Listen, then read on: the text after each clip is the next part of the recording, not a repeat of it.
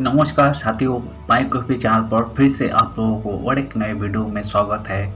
आशा है कि आप लोग अपने जीवन में खुश होंगे, मस्त होंगे और मजे में भी होंगे। हमारे चैनल पर हम बॉलीवुड से जुड़ी हुई बैकग्राउंड किस्से कहानियों को आपके सामने लाते रहते हैं। बॉलीवुड के बैकग्राउंड में बहुत सारे किस्से कहानियाँ छुपी हुई होती है जो कि आम जन तक नहीं पहुँच पाते हैं। हमारी कोशिश हमेशा यही रहती है कि हम उन्हीं किस्से कहानियों को आपके सामने लाए।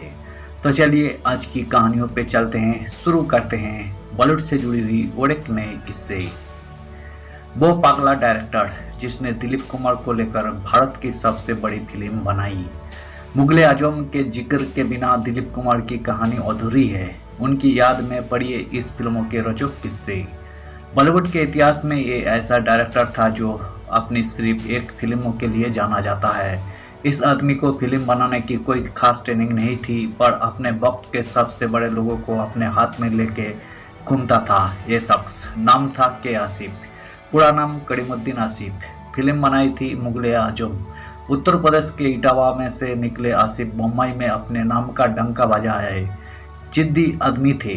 मंटो इनके बारे में लिखते हैं कि कुछ खास किया तो नहीं था, पर खुद पर भरोसा इतना था कि सामने वाला इंसान घबरा जाता था। बड़े गुलाम अली खान से अपने बतरस से लेकर अपनी फिल्मों में बड़े बड़े गीतकारों से मुगले आजम के लिए 72 गाने लिखवाने की कहानियां हैं आसिफ की। मुगले आजम दिलीप कुमार के करियर की सबसे चर्चित फिल्मों में से थी, इसलिए आज हम इसके बनने के पीछे की कहानी जानेंगे। ये फिल्म उस वक्त बननी शुरू हुई थी जब हमारे यहाँ अंग्रेजों का राज था।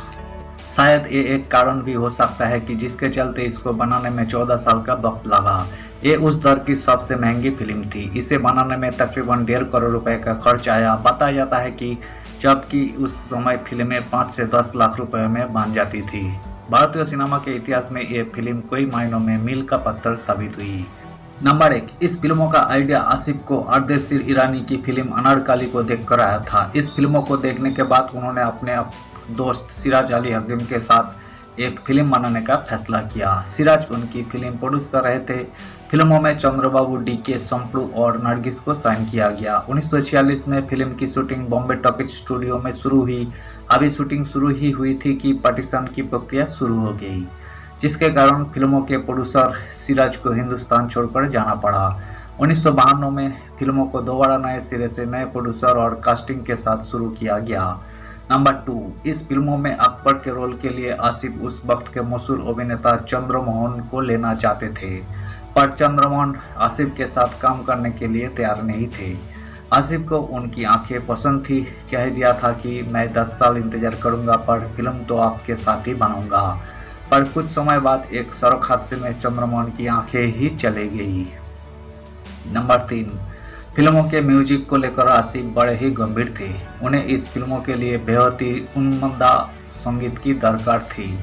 नोट से भरे ब्रीफकेस को लेकर आसिफ मशहूर म्यूजिक डायरेक्टर नौशाद के पास पहुंचे और ब्रीफकेस थमाते हुए कहा कि उन्हें अपनी फिल्मों के लिए यादगार संगीत चाहिए। यह बात नौशाद साहब को बिल्कुल नहीं भाई। उन्होंने नोटों से भरा ब्रीफकेस खिड़की से बाहर फेंक दिया और कहा कि म्यूजिक की क्वालिटी पैसे से नहीं आती। बाद में आसिफ ने नौशाद से माफ़ी मांग ली। वो अंदाज भी ऐसा था कि नौशाद हंस के मान गए।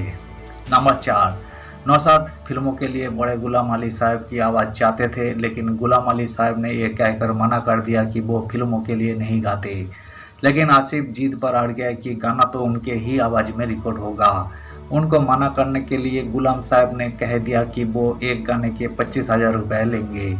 उस दौर में लता मंगेशकर और रफ़ी जैसे गायकों को एक गाने के लिए 300 से 400 रुपये मिलते थे। आसिफ साहब ने उन्हें कहा कि गुलाम साहब आप बेशकीमती है, ये लीजिए 10,000 रुपये एडवांस। अब गुलाम अली साहब के पास कोई बहाना नहीं था। उनका गाना फिल्मों में सलीम और अनारकली के बीच हो रहे प्रणय सीन के बैकग्राउंड में बजता है। 5, फिल्मों के एक सीन में पृथ्वीराज कपूर को रेत पर नंगे पांव चढ़ना था। उस सीन की शूटिंग राजस्थान में हो रही थी, जहां की रेत तप रही थी। उस सीन को करने में पृथ्वीराज कपूर के पांव पर छाले पड़ गए थे। जब यह बात आसिफ को पता चली तो उन्होंने भी अपने जूते उतार दिए और नंगे पांव गर्म रेत पर कैमरे के पीछे चलने लगे। अब कोई कुछ नहीं कह पाया था। नंबर 6, सोहराब मोदी की झांसी की रानी 1953 भारतीय सिनेमा की पहली रंगीन फिल्में थी। पर 1955 आते आते रंगीन फिल्में बनने लगी थी। इसी को देखते हुए आसिफ ने भी मुगले आजम के गाने प्यार किया तो डरना क्या सहित कुछ हिस्सों की शूटिंग टेक्निकलर में की जो उन्हें काफ़ी पसंद आई। इसके बाद उन्होंने पूरी फिल्मों को टेक्निकलर में दोबारा शूट करने का फैसला किया, लेकिन पहले ही फिल्मों की शूटिंग में 10 साल से ज़्यादा निकल चुके थे और बजट भी कई गुना बढ़ गया था। इन्हीं चीज़ों से परेशान होकर फिल्मों के निर्माता और वितरकों ने दोबारा शूटिंग करने की योजना को ठंडे बस्ते में डाल दिया। 14 साल में बनी फिल्म आधा कलर और आधा ब्लैक एंड व्हाइट में रिलीज हुई। 7 इस फिल्मों के दौरान इससे जुड़ी लोगों की निजी जिंदगी में भी काफ़ी हलचल हो रही थी। एक तरफ दिलीप कुमार और मधुबाला का 9 साल पुराना रिश्ता खत्म हो चुका था। मधुबाला की मां ने दिलीप से शादी न होने देने के लिए हर संभव कोशिश की थी। दोनों कलाकारों ने पूरी फिल्मों की शूटिंग के दौरान एक दूसरे से बात नहीं की। वहीं दूसरी तरफ फिल्मों के निर्देशक आसिफ ने दिलीप कुमार की बहन अख्तर बेगम से शादी कर ली।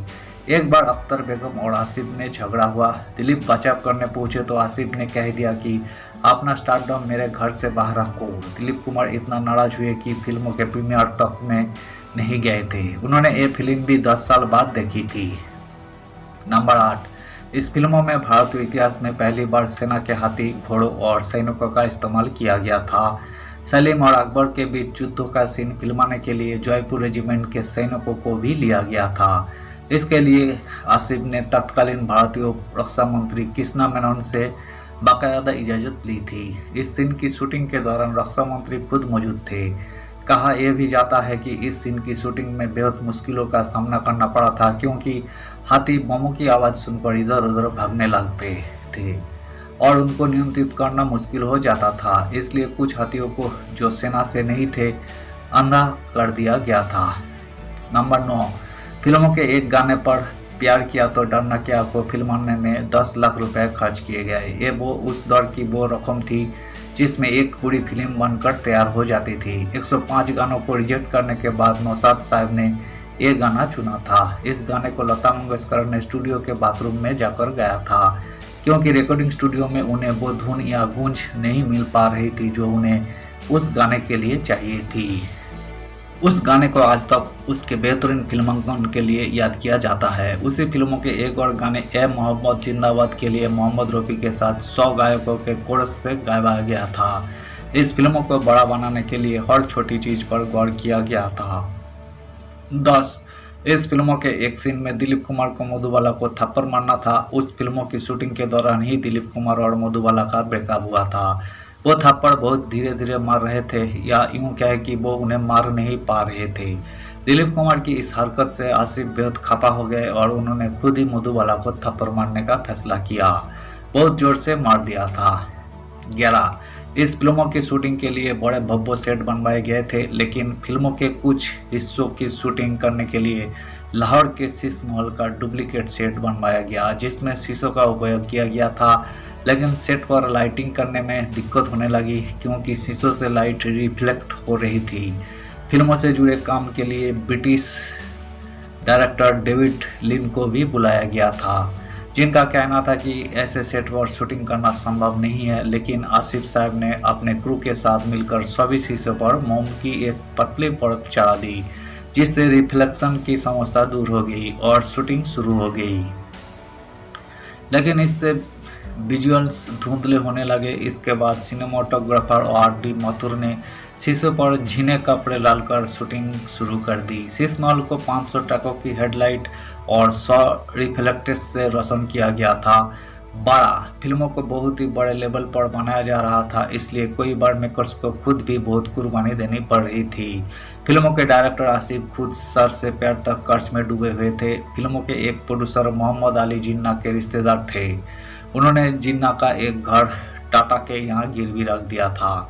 लेकिन जब फिल्म रिलीज होकर इतनी बड़ी ब्लॉकबस्टर हुई, उसके बाद उन्होंने वो घर छुड़ाया नहीं, कंपनी को दे दिया। ये घर आज भी मालाबार हिल्स में है। अब से एक इंश्योरेंस कंपनी के पास है, जो उस वक्त टाटा की ही हुआ करती थी।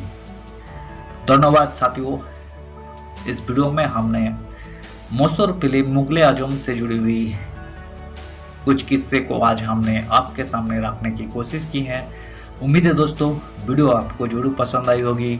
वीडियो पसंद आए तो लाइक कर दीजिएगा और चैनल पर अगर आप नए आए हैं तो प्लीज़ एक सब्सक्राइब कर दीजिएगा। और इस वीडियो के बारे में आप अपना ओपिनियन जरूर रख सकते हैं। कमेंट बॉक्स खुला है, आप कमेंट कीजिए, हम आपका कमेंट का रिस्पेक्ट करते हैं और हम आपका कमेंट का रिप्लाई भी करेंगे। मिलते हैं नेक्स्ट वीडियो पे। धन्यवाद।